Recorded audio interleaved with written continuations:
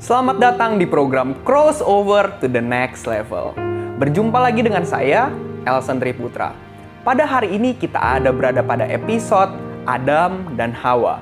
Bersama saya telah hadir Pendeta Mulyono Zakaria dan langsung saja kita simak talk show berikut ini.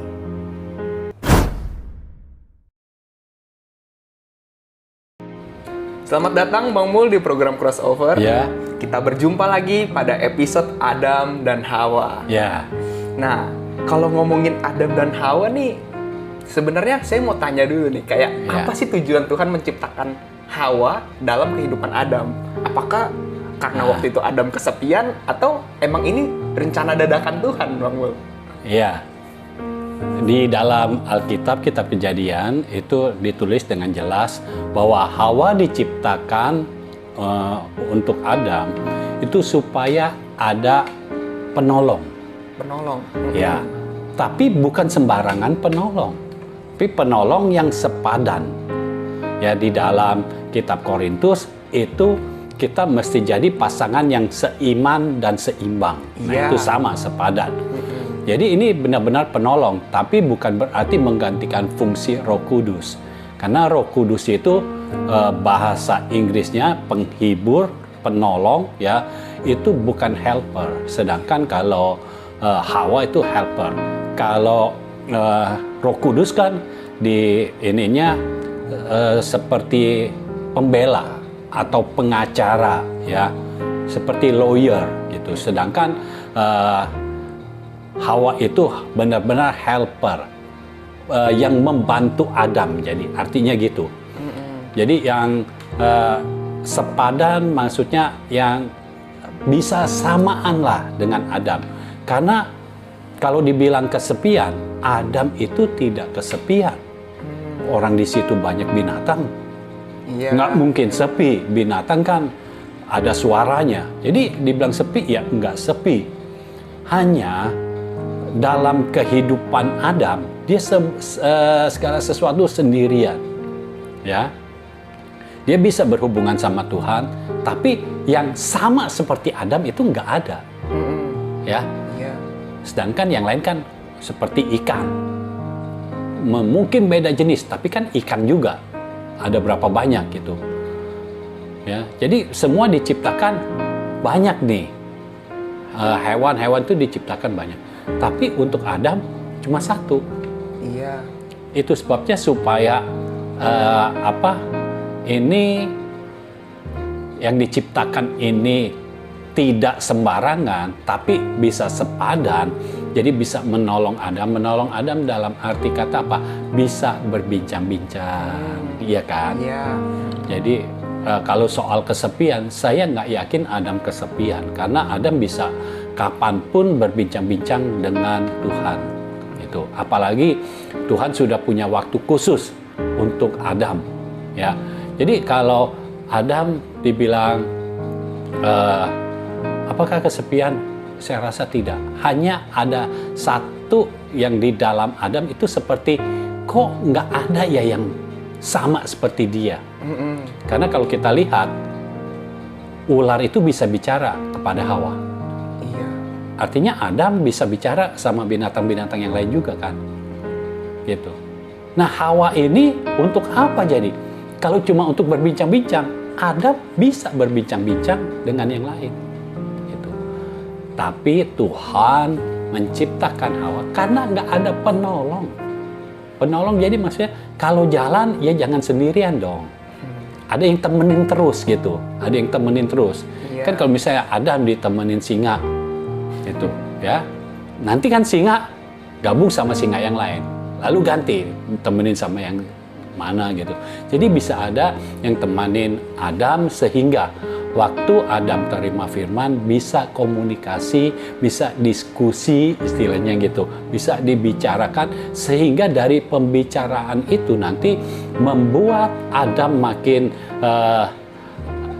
level pengenalan akan Tuhannya makin bertambah, makin bertambah, makin bertambah. Hawanya juga begitu. Jadi tujuan dijadinya berpasangan supaya kan satu dan yang lainnya itu saling menopang sehingga dua-duanya naik gitu, ya. Terus kalau ditanya, apakah ini rencana dadakan? Nah, kita harus tahu Tuhan tidak pernah punya rencana yang mendadak. Iya. Tidak ada. Tuhan menciptakan langit dan bumi, semua sudah ada dalam perencanaannya. Tuhan itu bukan seperti manusia yang tiba-tiba kepikir apa, oh ya udah mau ke sana. Ingat Tuhan ya. Ingat, Allah itu roh. Roh itu tidak terbatas oleh ruang dan waktu. Iya. Artinya nggak ada yang mendadak. Semua sudah ada. Hanya bedanya gini, kita manusia itu terbatas, sedangkan Allah tidak terbatas. Jadi kalau kita pikirin Allah sampai yang benar-benar Allah itu seperti apa, susah. Allah menyatakan diri kepada kita, kita baru bisa mengenal Allah seperti apa. Iya. Kalau Allah tidak menyatakan diri, kita tidak bisa mengenal Allah. Ya, jadi Allah itu punya rencana nggak? Iya, dia punya rencana. Allah tahu nggak setelah ciptakan Adam, Allah akan ciptakan Hawa. Allah tahu, kita yang nggak tahu. Allah tahu nanti pasangannya Adam adalah Hawa. Ya, bukannya David, bukannya Elson. Pasangan Adam adalah Hawa. Jadi jelas. Jadi dijelaskan Adam laki-laki, Hawa perempuan. Ini jelas. Adam dan Hawa. Itu sebabnya ketika mereka berdua, supaya Hawa juga menikmati kehidupan Allah yang ada di dalam Adam. Hawa tidak diciptakan dari tanah liat, tapi diambil dari dalam Adam, di mana di situ sudah ada kehidupan Allah dari tulang rusuk. Makanya begitu diambil, dijadikan Hawa, Hawa pun memiliki kehidupan Allah. Iya. Artinya apa? Pria dan wanita sama-sama memiliki kuasa di dalam perkataan, kuasa di dalam imajinasi. Jadi dua-duanya sama, mereka bisa saling menopang, mereka bisa saling memberikan support gitu. Iya. Jadi sepertinya lengkap. Kehidupan Adam menjadi lengkap. Jadi dengan adanya Hawa, kan Adam langsung bersuka cita. Singa tidak membuat dia bersuka cita. Gajah tidak membuat dia bersuka cita. Sukacita yang bagaimana gitu ya. Tapi begitu ada Hawa, Adam baru keluar pernyataan yang baru. Inilah daging dari dagingku, tulang dari tulangku. Ketemu sama yang lain, Adam nggak pernah bilang, ini daging dari dagingku. Nggak pernah. Tapi pas ketemu Hawa, langsung Adam tahu, ini daging dari dagingku, tulang dari tulangku. Jadi ini benar-benar sepadan, bisa membantu Adam. Jadi itu tujuannya mereka berpasangan, supaya ditolong. Adam supaya dibantu. Iya. Ya, karena berdua itu lebih baik daripada sendiri. Firman Tuhan katakan seperti itu. Dan Tuhan tidak pernah punya rencana dadakan. Yes. Perencanaan Tuhan selalu sempurna. Hanya kita harus tahu, Allah itu roh. Tidak ada, di dalam roh itu tidak ada masa lalu, masa kini, masa depan. Nggak ada. Karena di dalam roh itu nggak ada waktu. Jadi kita harus tahu bahwa Tuhan kita ini tidak terbatas oleh ruang dan waktu. Dimanapun kita berada, Tuhan bisa berada. Kapanpun kita berada, di situ Tuhan ada. Yes. Zaman Abraham Tuhan ada. Sekarang zaman kita Tuhan ada. Nanti zaman anak-anak kita Tuhan pun akan ada, tetap ada. Karena everlasting, ya, tidak terbatas oleh ruang dan waktu. Ingat sekali lagi, Tuhan tidak pernah punya rencana yang dadakan. Iya. Jadi kita manusia jangan punya rencana dadakan juga. Kita ikuti Tuhan, rencanakan segala sesuatu dengan matang, sesuaikan dengan rencana Tuhan, dan semua rencana yang disesuaikan dengan rencana Tuhan pasti akan mengalami keberhasilan. Amin. Ya. Amin. Yes, Bang Mul. Jadi kalau ngomongin Adam dan Hawa kan sebenarnya itu sangat berhubungan juga nih sama pasangan. Ya. Nah, jadi apakah tujuan Tuhan menciptakan Adam dan Hawa, memasangkan Adam dan Hawa itu juga merupakan tujuan Tuhan memberikan kita pasangan? Iya. Tuhan memberikan kita pasangan, ya memang supaya ada yang menolong kita. Ya, jadi manusia diciptakan berpasang-pasangan. Tetapi kita harus ingat juga ada beberapa orang secara khusus Tuhan berikan anugerah untuk bisa hidup tidak berpasangan. Kita lihat contohnya Paulus, ya. Paulus tidak punya pasangan, tidak punya istri, tidak memiliki istri. Tapi Tuhan memakai Paulus lebih efektif. Kemana-mana jadi dia nggak memikirkan istrinya. Karena tidak ada yang dipikirkan. Jadi dia fokus kepada Tuhan dan rencananya. Nah, tapi kalau kita yang kita benar-benar secara umum kita diberikan Tuhan pasangan, nah kita hanya memastikan pertama pasangan kita itu harus yang seiman dan seimbang. Apakah Tuhan punya tujuan? Tuhan selalu punya tujuan untuk orang-orang yang tidak memiliki pasangan karena kehendak Tuhan. Tuhan punya tujuan. Tapi untuk orang-orang yang ditentukan Tuhan untuk memiliki pasangan, Tuhan juga punya tujuan. Tujuannya apa? Kalau kita ya suami istri berdua ini bisa ada terobosan-terobosan baru, misalnya pelayanan yang baru ketika kita dipakai Tuhan untuk memimpin ya, memimpin suatu sidang, memimpin gereja. Alangkah baiknya ya kalau kita berpasangan. Jadi ketika kita mengadakan konseling, ada orang perlu nasihat kita, misalnya itu lawan jenis kita, ya. Kalau dia datang sendiri, kita itu berdua. Jadi menghindari gosip-gosip yang ada. Kita menutup celah, karena itu bisa jadi celah. Ya.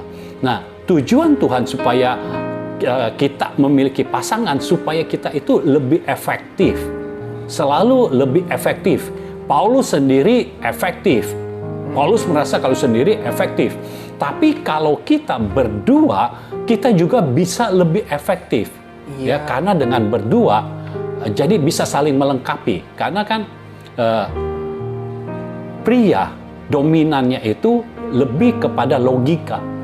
Sedangkan wanita, perempuan itu, dominannya itu lebih kepada perasaan. Nah, kalau ini dijadikan satu, jadinya lengkap. Ya. Nah, kalau kita lengkap, kita melayani Tuhan, kita melakukan tugas kerajaan, pasti lebih efektif.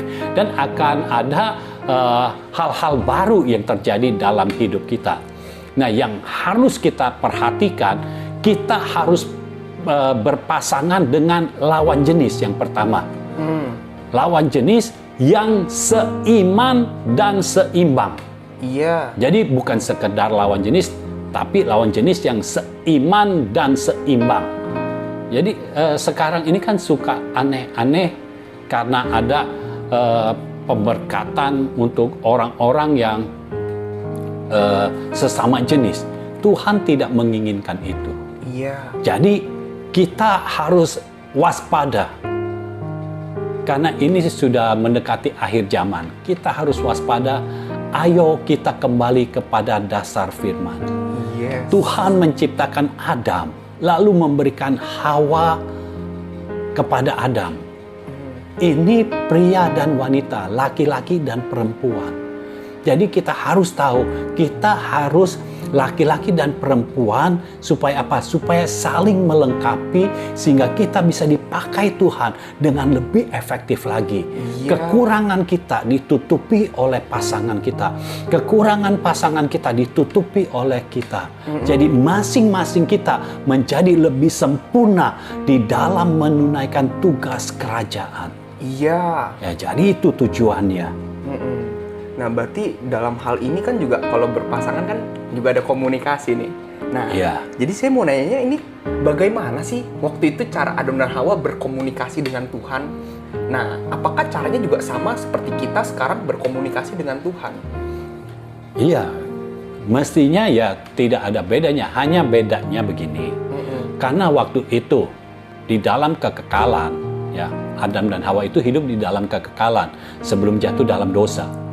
Jadi Alkitab menceritakan pada saat mereka jatuh dalam dosa, pada hari sejuk, sore-sore hari, Tuhan datang menjumpai Adam. Artinya Tuhan selalu sediakan waktu. Nah, karena Adam begitu mendengar langkah, ya, mendengar langkah, langsung tahu ini Tuhan. Padahal kalau langkah di Taman Eden itu pasti banyak, karena di situ banyak binatang, ya, banyak makhluk hidup yang lain. Kalau dengar langkah, kalau tidak sering berhubungan, tidak sering berkomunikasi, Adam pasti tidak tahu.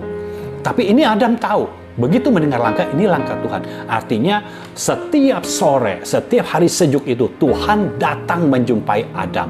Kenapa? Karena Adam kan ciptaan. Adam tidak bisa datang kepada Tuhan. Tuhan yang bisa datang kepada Adam. Ya. Nah, itulah komunikasi mereka. Tuhan yang datang kepada mereka. Nah, di situ tidak diceritakan dalam bentuk apa Tuhan datang, ya. Apakah Tuhan seperti gambar-gambar yang kita lihat, kita sama-sama tidak tahu. Tapi yang pasti Adam dan Hawa mengetahui bahwa itu adalah Tuhan.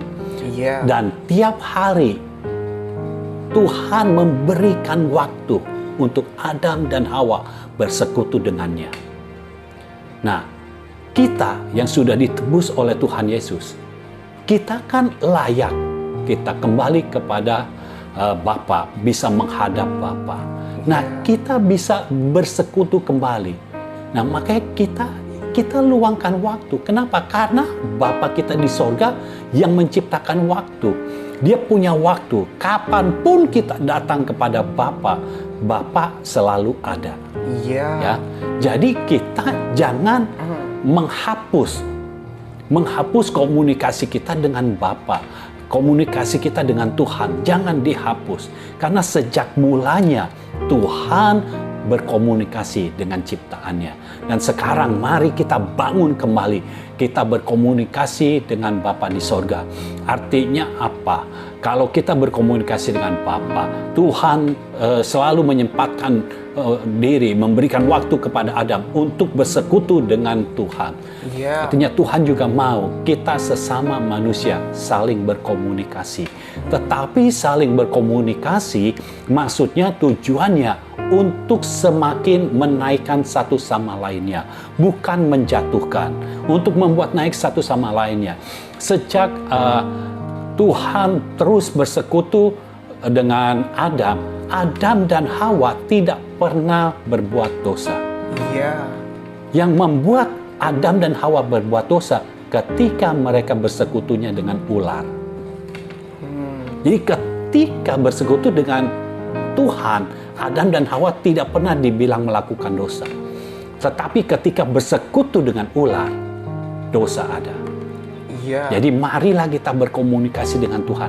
Jangan berkomunikasi dengan ular. Jangan berkomunikasi dengan mamon. Jangan berkomunikasi dengan apapun yang bukan Tuhan. Karena Allah kita adalah Allah yang cemburu. Dia tidak mau diduakan. Sama seperti kita punya pasangan, kita tidak mau diduakan. Demikianlah Tuhan kita, Dia tidak mau diduakan. Jadi kita tetap bersekutu hanya kepada Tuhan. Kita tidak bersekutu dengan yang lain. Kita berkomunikasi dengan Tuhan, bukan dengan yang lain. Kita tidak memiliki berhala apapun juga. Karena di dalam kita ada kehidupan Allah yang telah dikembalikan oleh Tuhan. Karena pengorbanannya di kayu salib, kita menjadi memiliki kehidupan Allah kembali. Amin. Berkomunikasilah dengan Tuhan. Nah, terus kalau saat itu kan juga ketika Hawa berkomunikasi dengan ular, sebenarnya kan Adam ada di situ, Bang Mul. Nah, jadi seharusnya apa sih yang harus Adam lakukan saat itu? Waktu Hawa dicobai oleh ular, kita tahu Adam ini yang laki-laki. Adam ini yang menjadi kepala. Karena suami adalah kepala. Dia harus berfungsi menjadi kepala. Jadi maksudnya apa? Adam harusnya menuntun Hawa ke jalan yang benar. Kalau Adam mengikuti Roh Kudus, roh yang ada di dalam kita, Roh Kudus akan menuntun kita kepada seluruh kebenaran. Nah, dengan Roh Kudus yang ada di dalam kita, seharusnya para suami menuntun istrinya juga kepada seluruh kebenaran. Nah, waktu itu Hawa sudah bersekutu dengan ular. Jadi ini bukan obrolan biasa, tapi sudah bersekutu, sudah lebih akrab. Nah, kalau sudah lebih akrab dengan yang bukan Tuhan, Adam harusnya, kan Adam punya kuasa. Ingat, Adam punya kuasa. Adam harusnya sudah langsung gandeng Hawa balik, putar balik, sehingga tidak bicara lagi dengan ular. Atau Adam bisa mengingatkan Hawa bahwa firman Tuhannya seperti ini loh. Karena yang terima firman kan Adam, ya. Nah, atau Adam juga bisa menghardik ular. Karena apa? Ular itu bisa hidup karena dikatakan oleh Adam. Iya. Waktu Adam berkata, ular. Jadi ular yang hidup. Tadinya kan mati. Karena binatang melata itu kan diciptakan oleh Tuhan, tapi ketika mau menjadi makhluk hidup, diperkatakan oleh Adam. Dan Tuhan sendiri sudah berfirman bahwa Adam itu berkuasa atas semua binatang-binatang itu. Iya. Nah, seharusnya yang berkuasa dengan yang dikuasai itu kan artinya nggak selevel. Jangan terlibat obrolan, apalagi obrolannya tentang firman. Yang menerima firman adalah Adam, bukan ular. Iya. Ya. Jadi kalau kita tahu seperti ini, ular ini tidak memiliki firman dari Tuhan. Jadi dia bisa menipu Hawa. Jadi hati-hati, ingat, Adam itu kan punya pengetahuan. Harusnya dia berasa hanya kemungkinan besar. Jadi saya pakai kemungkinan saja karena tidak tertulis di Alkitab. Kemungkinan Adam sangat mencintai Hawa.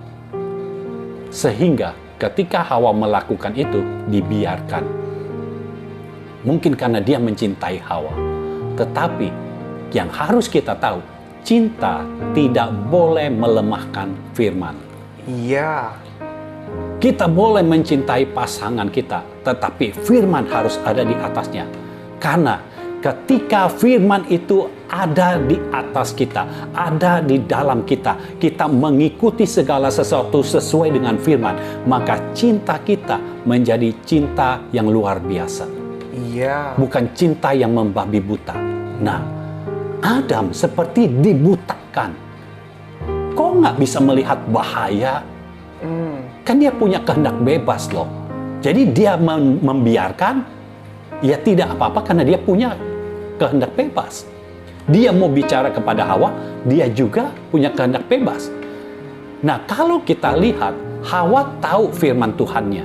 Iya. Ya, waktu bicara dengan ular, Hawa tahu firman Tuhan bahwa tidak boleh makan buah dari pohon pengetahuan yang baik dan yang jahat. Hawa tahunya dari mana? Dari Adam. Berarti Adam sudah bicara firman. Nah, kenapa ini nggak terus dikomunikasikan terus supaya dua-duanya meningkat? Nah, kenapa Hawa mendiskusikan firman dengan ular? Nah, ini bahaya. Jangan mendiskusikan firman dengan orang yang ada di luar kita. Karena apa? Mereka punya penafsiran sendiri. Ular punya penafsiran sendiri. Dan penafsirannya sesuai dengan dia. Kan iblis yang ada di dalam ular itu. Jadi yang diberikan apa? Kalau engkau makan buah ini, engkau bisa sama seperti Allah.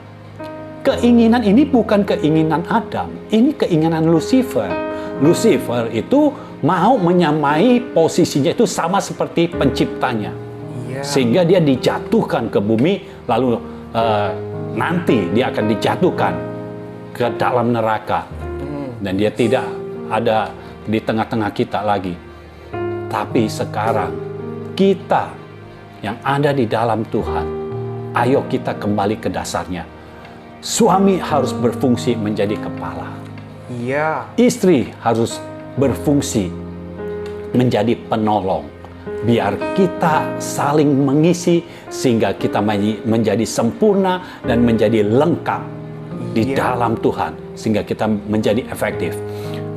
para suami istri, ayo mulai bicarakan firman satu dengan yang lainnya. Sampai firman itu tertanam kuat. Karena dari cerita Hawa yang bisa dibohongi, bisa ditipu oleh ular, menandakan firman yang tertanam di dalam kehidupan Hawa rupanya tidak begitu kuat. Harus dibicarakan terus supaya tertanam kuat. Supaya kalau ada angin pencobaan, ini tidak akan goyah. Jadi firman tetap ada di dalam kita dan kita hidup dari firman yang kita terima. Yes. Jadi apakah artinya itu waktu itu Hawa itu nggak memiliki firman, maksudnya nggak diperlengkapi gitu firmannya oleh Adam? Karena masih bisa dicobai gitu sama ular. Ya, seperti yang tadi saya katakan, Adam pasti sudah bicara kepada Hawa karena Hawa tahu firman-Nya. Waktu ular berkata, tentulah semua buah, semua pohon dalam taman ini tidak boleh kamu makan. Gitu kan? Nah, Hawa tahu itu salah. Nggak begitu. Semuanya justru boleh dimakan, kecuali satu. Kenapa ular bicara semua pohon dalam taman ini tidak boleh kamu makan? Itu kan pancingan. Pancingan supaya terjadi dialog. Ya. Makanya Hawa berkata, sepertinya dia memperbaiki yang salah.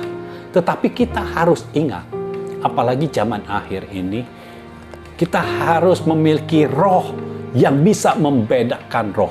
Siapa yang berkata kepada kita itu, kita harus bisa merasakan ini orang yang benar atau orang yang sesat. Ya, kita harus tahu benar. Ingat, dengan orang yang menyesatkan kita, jangan kita biarkan terjadi dialog. Walaupun kita merasa, oh kita kan kuat. Hawa apa nggak merasa kuat? Dia pasti merasa kuat. Adam sudah menceritakan tentang firman, dia pasti merasa kuat. Tetapi kan ada celah. Kalau dialog, diskusi atau debat, pasti ada celah.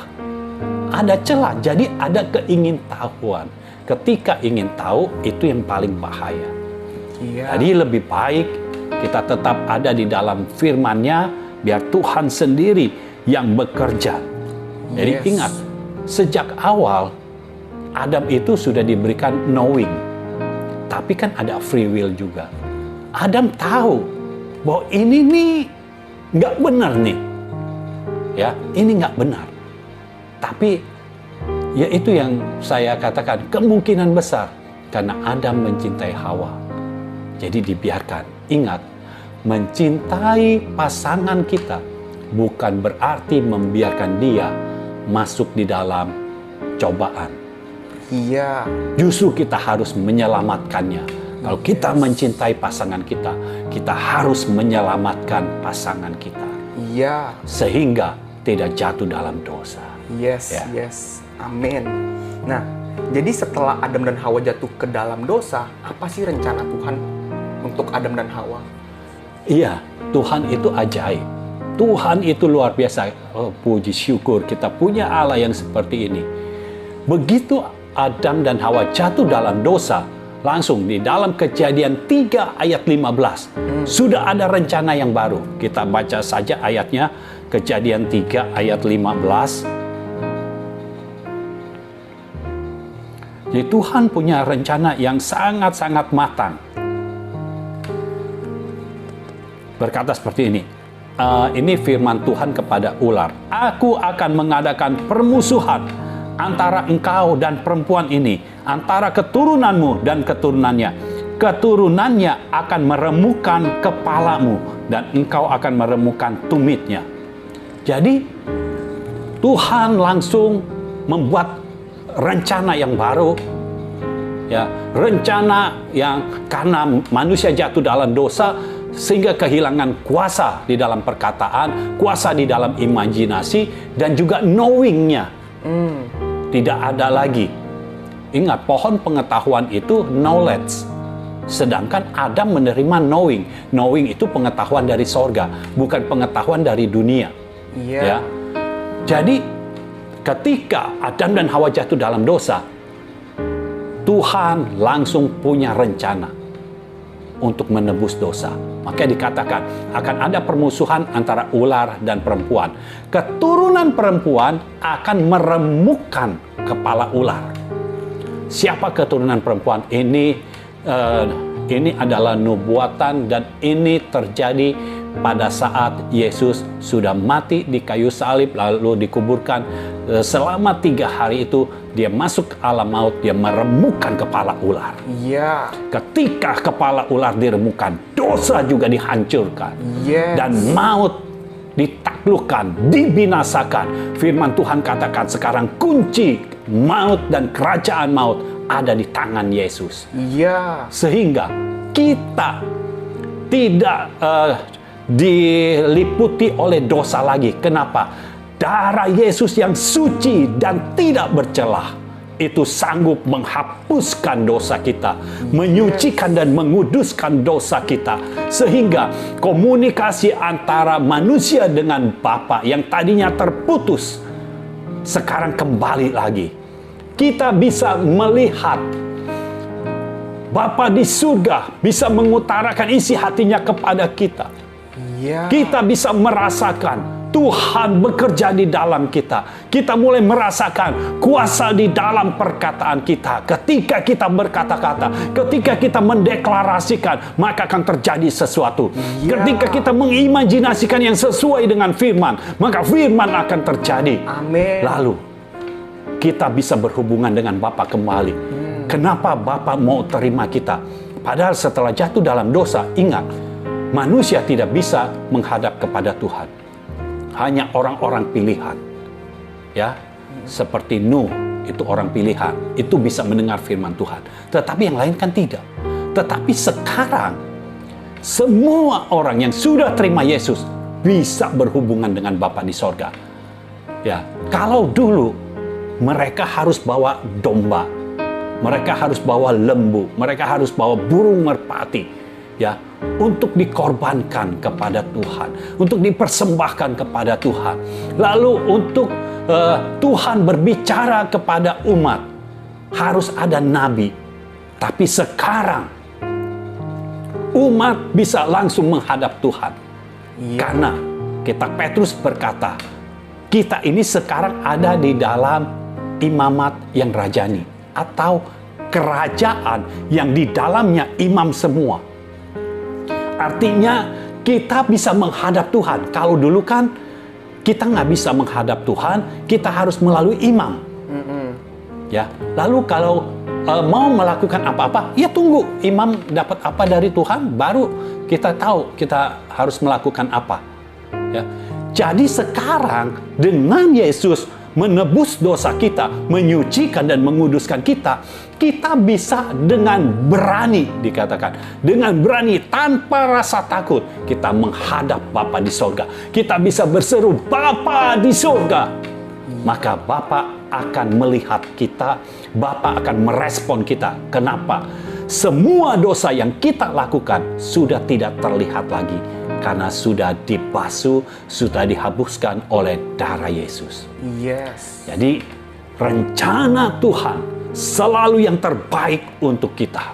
Kalau Yesus Kristus sudah diutus untuk kita, itu rencana terbaiknya. Diutus untuk kita bisa hidup di dalam kekudusan lagi. Apalagi untuk hidup kita. Itu semua sangat-sangat mudah. Tuhan pasti akan memberkati kita. Ya. Sesuai dengan persediaan sorga. Dan yang harus kita ketahui, persediaan sorga luar biasa, tidak terbatas. Yes. Itu persediaan sorga. Dan marilah kita hidup bergantung hanya kepada Tuhan. Ya. Kembali lagi kita bergantung kepada Tuhan dan berpegang hanya kepada firman-Nya saja. Maka saya percaya kita akan hidup menyelesaikan tugas Tuhan di muka bumi ini. Amen. Dengan sempurna. Yes. Haleluya. Amin. Haleluya. Amin. Amin. Terpujilah Tuhan.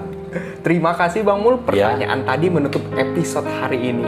Kita akan bertemu lagi pada episode berikutnya yang pastinya lebih menarik lagi. Tuhan memberkati. Tuhan memberkati. Demikian episode Adam dan Hawa. Saudara dapat memberikan respon, pertanyaan, ataupun kesaksian dengan menuliskannya langsung di kolom komentar di bawah ini. Atau saudara juga dapat memberikannya melalui hotline chat kami dengan nomor 0821 1367 6675. Saudara juga dapat berlangganan Crossover Day, pesan firman yang akan disampaikan setiap hari Senin sampai Jumat. Untuk pendaftarannya, saudara dapat langsung mengirimkannya ke hotline chat kami. Program Crossover akan tayang setiap hari Rabu jam 7 malam. Saudara dapat klik like dan subscribe channel YouTube Mulyono Zakaria. Dan jangan lupa juga nyalakan loncengnya. Saya, Elsen Triputra, kita berjumpa lagi pada episode yang berikutnya.